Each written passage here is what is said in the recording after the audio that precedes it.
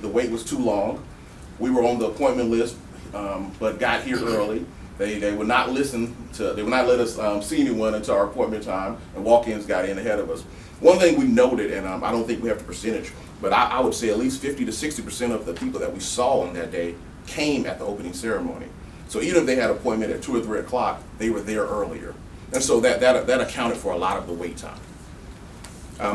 Please provide some drinks other than water, food other than cookies. Diabetics can't eat sugar. We're used to that when sometimes people are very specific, telling us exactly what they want us to bring next time. Less time to wait, have victims days closer to home. If we have to wait, we need more food, again with the food while waiting. They like to eat in Cordele. Keep us notified, continue to notify us of victim visitors days, make it closer. More better snacks, short wait time. Y'all are doing wonderful. Shorten the wait time if possible, and then people, and one thing we like, people understood the wait time. There were some people who completely understood. And then of course the last one, I don't think you can, it was awesome. Just to kind of give you guys a look here, we started looking at the number of cases and attendance, and then the actual number of people attendance, and so we started ranking them. And since we started counting them, the Jonesboro Victim Visitors Day with 223 is the number one, it has the most attendance. Milledgeville had 214, that's number 2. Savannah with 202, Columbus with 168, and Cordele is of course number 5 with 165. The number of cases actually was Milledgeville with 100 cases, Jonesboro with 86, Cordele with 75 is number 3, Columbus is 69, and Fort Valley is number 5 with 66 cases. So as I think Shalandra said that one of the DAs said that they're now starting to try to in competition with each other. So whichever one's the next one, someone's going to try to beat the previous one. So it should be pretty exciting and obviously good for us. And finally, we really want to show appreciation. You talk about being grateful and thankful. We're really appreciative and thankful to our staff. Most people see the end result of what we do. It's awesome. It's usually run very well, very organized, but people don't see the hours, the long hours and time that our staff puts in and putting those files together, making calls, sending invitations out. We actually got to that site hours early the day before, and we got cleaning products and gloves, and we had to scrub it.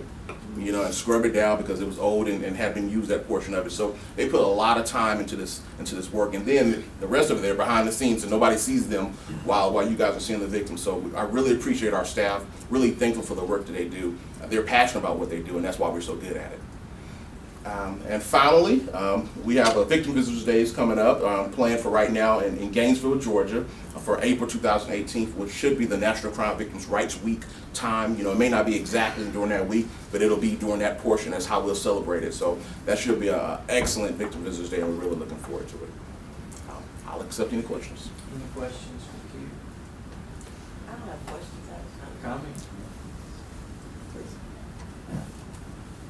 Keir, Yes, ma'am. you guys did an exceptional job. For those who don't know, Cordele is my hometown. And I was so excited that we could bring the board meeting there, and also an event like Victims Visitors Day. I think the people there were most appreciative. It's the first time they've had an opportunity to host an event like that, and I can speak for myself, and I think the rest of the board, and say that we felt very welcome and very supported in the effort. Without DA Rigby's support, we would not have been able to pull it off, because we have to have the support of the local DA. They help us identify victims, and they provide the location for the event, and I thought it was just exceptional, and I thought you guys did an exceptional job. I'll also mention that in the mindset of talking about thankfulness, DA Rigby did send a thank you note to the board. I received it, and again reiterated how grateful the community was to have an event like this. And I'm excited that we will be doing more in the coming months, because I think it's very much needed. This week, just yesterday, was over in Athens for the Georgia Commission on Family Violence Conference, and there again, recognizing the need for victims after the crime is been adjudicated. The victim still must live on and live through. So I'm so thankful for your division. Anybody else? Ms. Bowden, I think you summed it up well for all of us. I had actually written on my notes up here to be sure and mention the note from Brad Rigby, and you mentioned it as well. He was very grateful for what we did, and we were very grateful for his level of participation as well, and it was just a great day. Kier, y'all did a tremendous job, and I want to say thank you from the board. It did not go unnoticed. It does not go unnoticed, and it meant so much to so many people. And I just want to pause right here and just say thank you to my colleagues. It was a long, hard day, and I just appreciate, for those of you that may be guests here today, Victims Visitors Days are really tough. As a board member, you have to listen to some of the most egregious, horrific, horrible crimes, and you have to listen to it with a compassionate ear, but realizing there are two sides to this story. And there's the victim that needs help, and there's lots of other people that need help as well. And trying to reach out to offenders that want to be helped, and trying to reach out to victims that always have our hearts' concerns is a balancing act that is very difficult, but yet it's one that you're asked to do when you're on the parole board. And Victim Services, you did a fabulous job. Thank you. Thanks so much.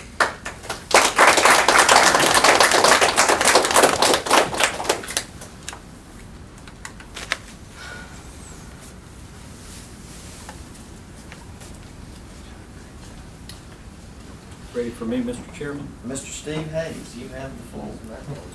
Well, it's a pleasure. Wait a minute, is your microphone, did you just cut it off? He did. Does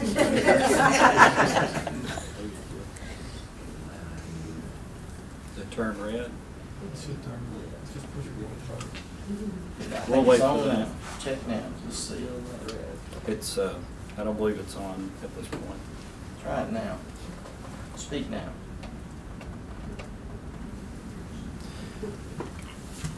I'm the communications director. So, I was ready for this. I anticipated, there we go.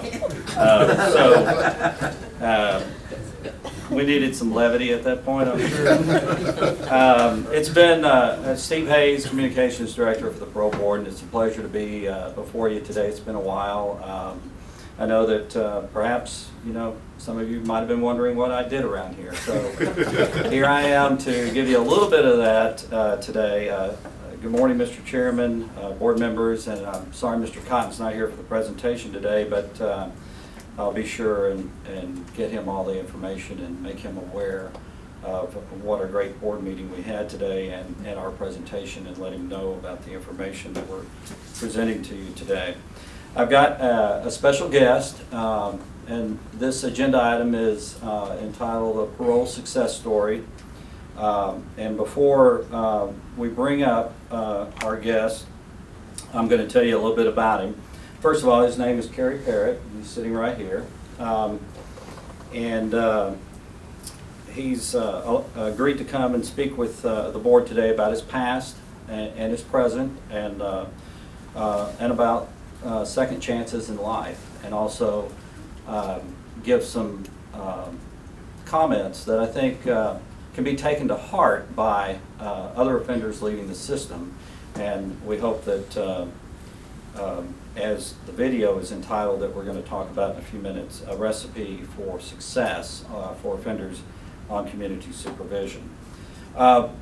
Before I get started, again, I also want to introduce Ms. Rhonda Cook with the Atlanta Journal-Constitution, who's in attendance today, and we appreciate her coming and covering our board meeting this morning. And in fact, it just occurred to me that, of course, Rhonda covers the board, and she covers the clemency hearings and other activities of the board, and she does a fine job with that.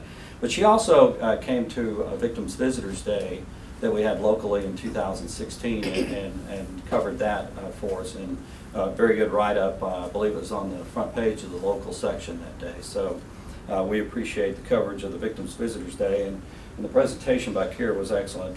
Thank you, Kier, for that. Again, I'm here today to talk about parole success. Mr. Parrott lives in Athens. Again, his name is Kerry Parrott. This is truly what parole success is about. Parole exists for second chances, and I believe Mr. Parrott's comments will talk about additional chances at life and what can be done with those. A willingness by the offender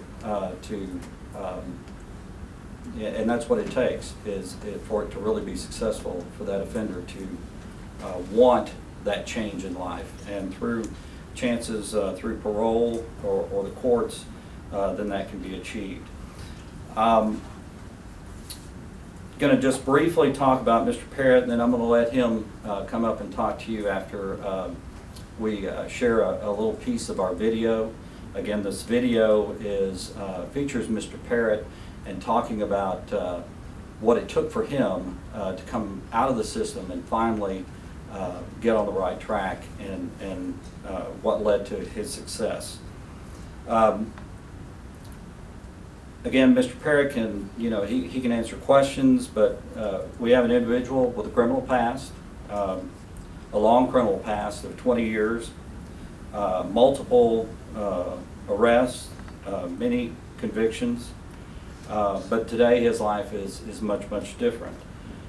He is the founder and CEO of Parrott Counseling Services in Athens, Georgia, which provides addiction counseling for individuals and families, as well as clinical supervision and counseling training throughout the community. He also works for the U.S. Department of Veterans Affairs. He's gotten 2 degrees for secondary education. I believe one is a master's, work in psychology and social work, and the list just goes on and on. He's very, very, very active in the recovery community, helping others with addictions and other former offenders who are coming out of the system to get on that road to success.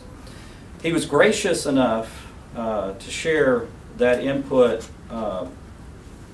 on camera and with the parole board a while back, and in reviewing the materials that we had and looking at his story. Again, we're grateful that he wanted to share his experiences on this video, and we hope that others will be able to learn from it as they view it. We have it up on our website currently, homepage, just put it up. It's also on our portal. So for those in the audience and throughout the board and the public, we definitely think it is a worthwhile view. So at this time, if I could ask Mr. Reese to start the video. We're going to play a little bit of the video. Again, it's entitled Kerry Parrott, A Parole Success and a Recipe for Returning Offenders.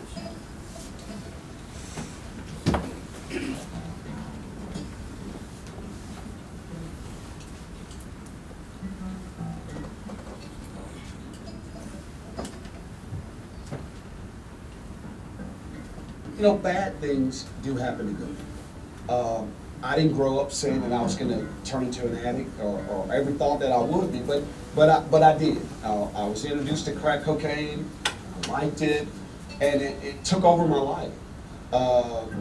From someone who was just happy-go-lucky college student, I found myself, as basically a street walking bomb in the blink of an eye. And of course, I started breaking the law to support my habit. So, my message would be, it doesn't really matter what happened to you. It's all about what's happening now. Okay, so I started stealing, doing burglaries and stuff like that to support my habit. And at the age of 25 or so, I found myself in prison for the first time. And that started just a revolving door of in and out and in and out and in and out for the next 15, 20 years, actually, because of my substance abuse issue.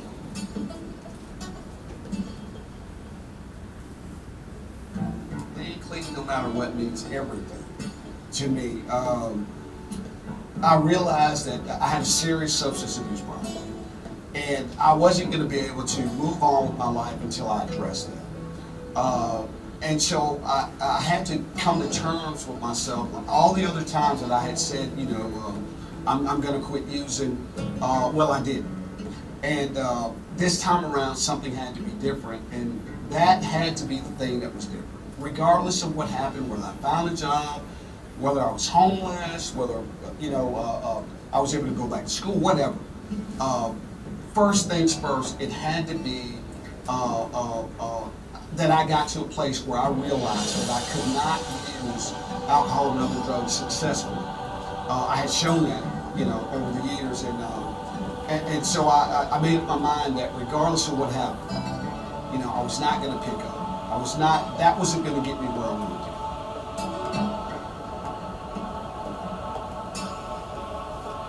I had, as far as finding a job, I had decided that I was going to make looking for a job my job until I found a job.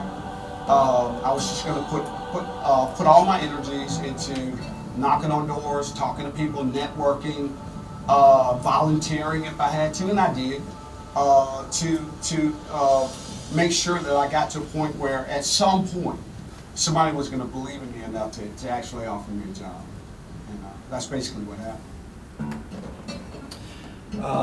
Unless the board would like to continue. Being realistic I'd about my probably bring up Mr. situation Parrott was and let that, him speak to you. and I always think And about then, nobody was going to come knocking on my door and everyone's, say, hey, we've got this great leisure, you know, CEO please job watch for the you, video, benefit complete watching the package, video. we'll pay you His That wasn't comments gonna happen, talk about realistic. his process of working with his supervision officers, seeking help. But I'm going to bring up Mr. Parrott at this point, and he can basically tell you his story. And Steve, before he comes, I just want to say, you know, I've had the chance to watch it in its entirety. This is an excellent video, and anybody being paroled, I would hope they would have the opportunity to see this and to get these thoughts into their mind. You have done a great service for us, Mr. Perry. Thank you. I apologize to interrupt, but I just want to say this is well worth watching. Thank you. Oh, well, thanks for having me. Mr. Chairman, the rest of the board. I was sitting there and you opened with your remarks, and I noticed you used the word gratitude and being grateful. And I've heard several people get up here and use that word, gratitude, being grateful. I'm really grateful to be here. It's been a long journey.